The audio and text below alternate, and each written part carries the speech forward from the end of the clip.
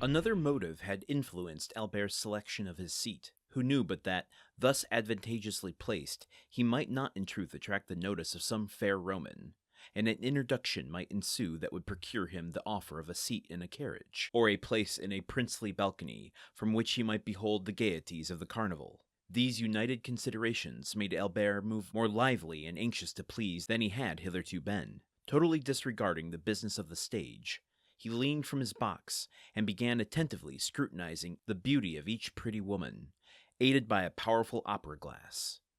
But alas, this attempt to attract notice wholly failed. Not even curiosity had been excited, and it was but too apparent that the lovely creatures, into whose good graces he was desirous of stealing, were all so much engrossed with themselves, their lovers, or their own thoughts, that they had not so much as noticed him or the manipulation of his glass. The truth was that the anticipated pleasures of the carnival, with the Holy Week that was to succeed it, so filled every fair breast as to prevent the least attention from being bestowed even on the business of the stage. The actors made their entries and exits unobserved or thought of, and at certain conventional moments the spectators would suddenly cease their conversation or rouse themselves from their musings to listen to some brilliant effort of Moriani's, a well-executed recitative by Coselli, or to join in loud applause at the wonderful powers of La Specchia. But that momentary excitement over, they quickly relapse into their former state of preoccupation or interest in conversation.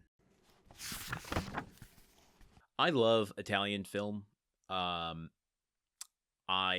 having an interest in horror slasher films, particularly if you start going down the path of study of that, sooner or later you're going to end up in a genre, an Italian genre called giallo, Giallo, or gialli, which is a precursor to slashers, in which it's usually centered around a mystery, often a black-gloved killer, lots of hyper violence, very intense moments of ultra-violence,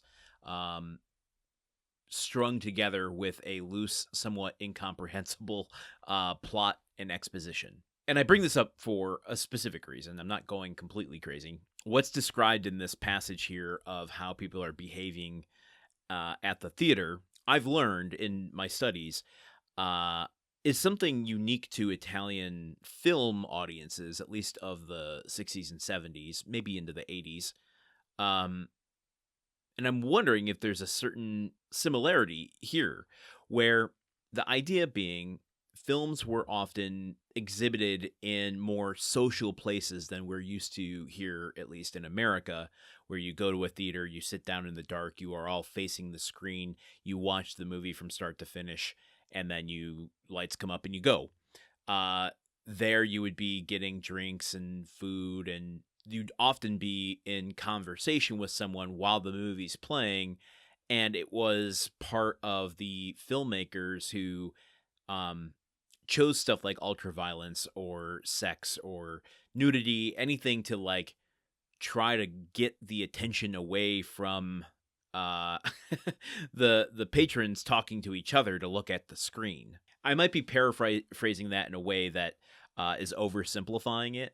I don't want to say that maybe it was true of all Italian films. I don't know if that was true of like Fellini and Visconti and De Sica and these other giants of Italian cinema, but a lot of the genre books that I've read about it talk about that dynamic with the audience. And so I just find it interesting here that everyone here to watch these, as was stated in the last passage or two, these famous actors do this play, a play by Byron, an opera by Byron, that they're only periodically disengaging from each other to see what's going on stage. But maybe these famous actors know that going into it. I mean, Carnival seems like it's a pretty big thing with lots of traditions, and they're probably going into this recognizing that it's going to be a tough crowd.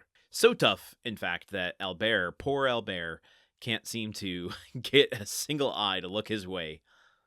Do we feel bad for him? I don't know. I'm open to having my mind changed on Albert, but I'm finding this kind of humorous for all of his pompousness early on.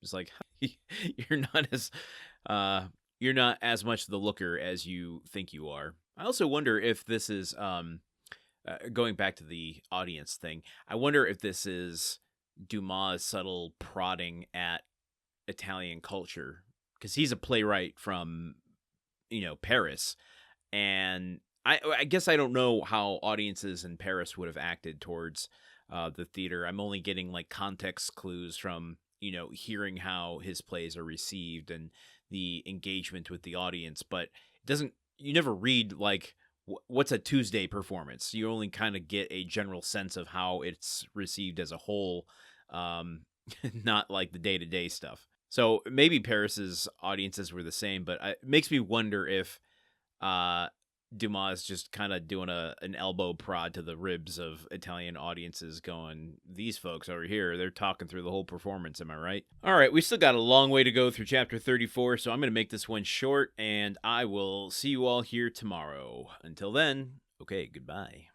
The Countdown of Monte Cristo is part of the Gruntwork Podcast Network. This show is produced, edited, and hosted by Landon Solano.